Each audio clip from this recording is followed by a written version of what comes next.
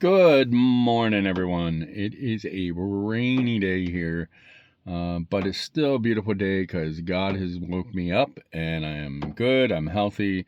So, thank you, Lord. So, we are going to go back to short stories again this morning. We're going to talk a little bit about the most recent one I wrote and kind of explain it. So, the most recent one I wrote is I Was Prompted by Jesus.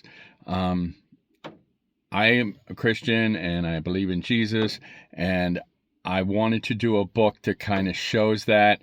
And I thought it would be really cool to do something where I used quotes from Jesus.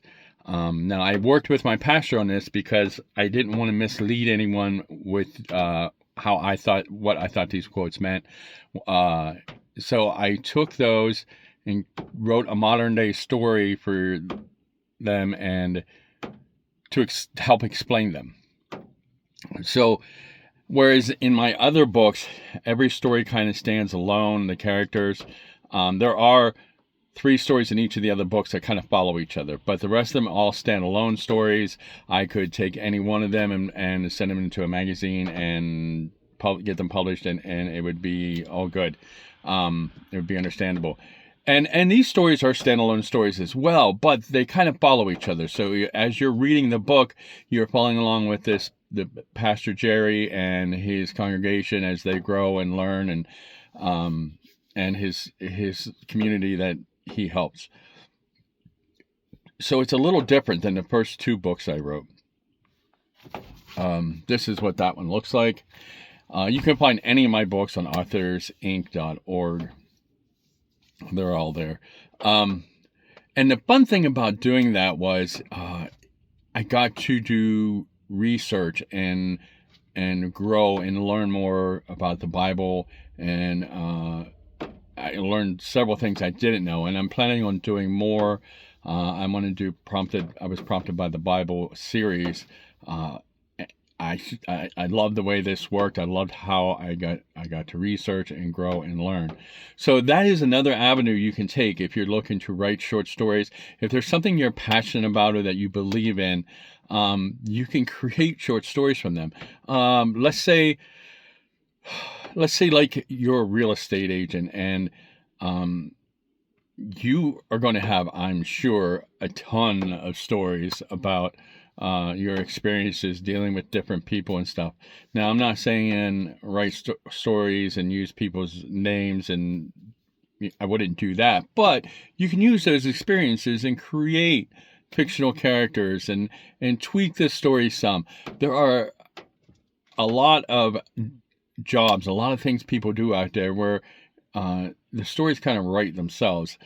Dealing with the public is always interesting. So, or, let's say like you're a baker and, you want to share your recipes, but you want to do it in a fun way. Do them in short stories. I think that would be an interesting way to do it. So there are a lot of different options out there and a lot of ways that you can grow and learn as you're writing the short stories, because you're going to have to do research on some of the things that you're doing. So that is another route to take, and I highly encourage it. I learned so much with this book, reading the Bible and following Jesus, and I can't wait to do more of those. It was a very good experience, and thank you to Pastor Jeremy over at Bethel Baptist for being there for me and helping me with that. Always make sure, if you're doing something like that, always make sure that, like in the beginning of the book, I put the Bible that I got all my verses out of. I made sure I thanked Jeremy for his assistance. So make sure you're recognizing those that are helping you or where you got your material if you're doing research. Just recognize it in the beginning so that people can check your research if they want to and make sure, understand where you got it from. But those can be very, very fun books too, and a learning experience.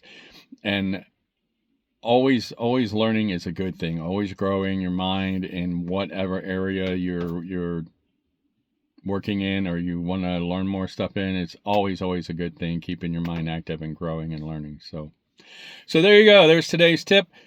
So I'll talk to you guys later this morning. Have a wonderful day. May God bless you, and we will see you later.